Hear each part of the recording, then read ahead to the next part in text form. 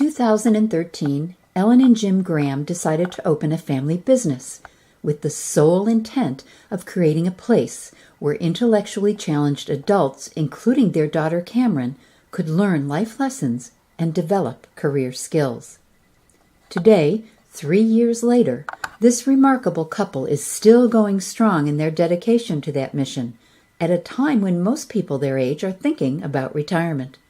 And while they acknowledge that the business is exhausting, Ellen and Jim continue to move forward, supporting each other professionally and personally in a strong partnership of love and respect. You said you started out with coffee and chocolates and then some muffins. Where do you start to figure out your recipes? So that would really be our store manager, Lydia.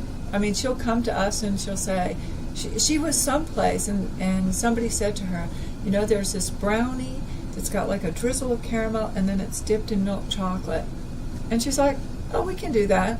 And the next week, out on the counter are these, she calls them brownie delights, and she put them out. In 2 days, they were all gone. And it was like, we never knew we needed it. But she's flexible and willing to try new things.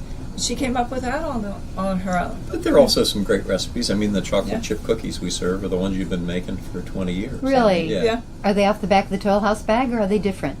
I would never tell our secrets. That would be a giveaway, right? Yeah, absolutely. Cameron's special recipe. But no, there are a few things. A few of the recipes are family recipes that we've had.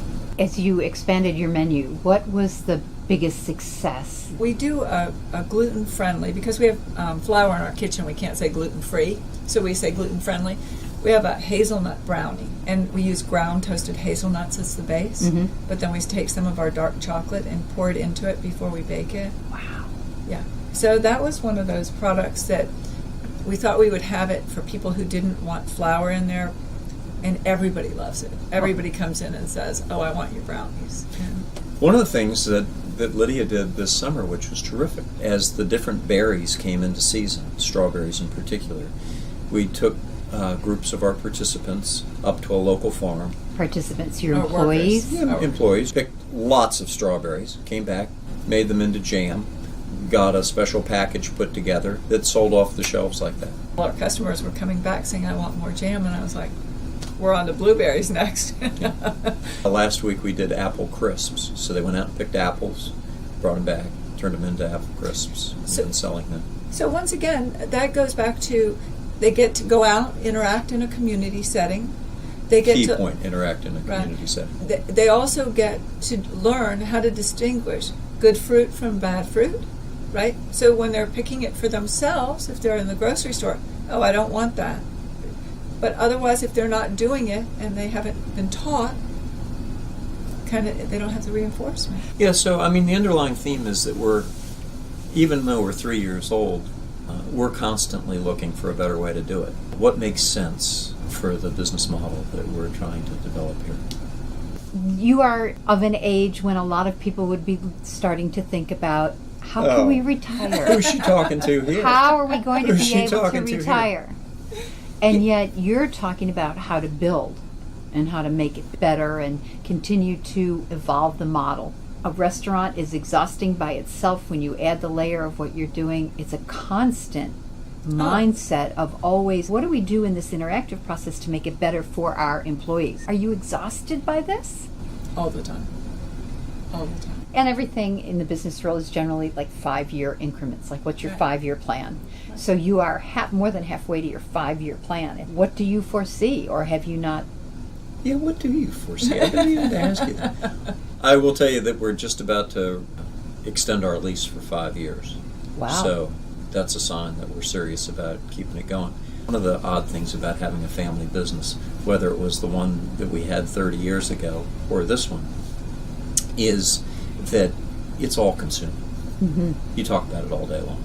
Plus, Cameron lives with us, and so it's her whole life. I mean, that's what we talk about at the dinner table every night, is what did you do today? You talk about raising the bar for her all the time. Do you believe that it could be possible that Cameron could run this restaurant someday? Running a small business is incredibly complicated. There's payroll, there are taxes, there's licensing, there's hiring, there's unfortunately firing. There are all the things that go, and just because you're a little bakery shop or chocolate business. Doesn't mean those things don't. They might not happen every day, but they do happen on a Right. regular basis. And you need a business background to do this stuff. This is not Okay, fair simple. enough. In all the challenges that you've met, what's been the biggest challenge in getting Cameron's Coffees and Chocolates up and running? Definitely the turnover in staff. Has it been significant? When you have a coffee shop, that's an entry-level job. And so you have a very high turnover. And trying to staff a coffee shop that's making a lot of products and that you need to be trained in how to make those products is a complicated model. That might be an entry-level job, but the work, especially when you have lattes and things like that. Oh, well, the lattes are a piece of cake compared to learning how to make chocolate. It's So a you make science. all your own chocolates here? Well, Oh, yeah, we hand don't dip. make chocolate. We make chocolates. We buy big bars of Belgian very chocolate. high quality chocolate. But then temper make them. your individual Oh, yeah. candy All seeds. of this has been hand dipped in our store. And our workers hand dip. Wow. Right. Oh, Why so did you want to complicated. go to that? Well, you already explained, so that you're a step above to offer Well- that product. Well, and also that's the model Chillmark started with. They hand dip everything there. And it's good. It's teaching them a skill. Well, there's lots of jobs that correspond to packaging chocolate and making chocolate and Well, doing it the way we chocolate. do it. I mean, Mars Candy Bar doesn't have somebody They've got a wrapping machine. each. Yeah. And it's funny because, particularly early on, I would come to Ellen and I'd say, we could get a machine that would do this, that, and the other thing. And she'd look at me and shake her head. You're not paying attention here. For a lot of people, a situation of having a child that has a challenge is stressful on their marriage. For a lot of people, to work together in a business is stressful on a marriage.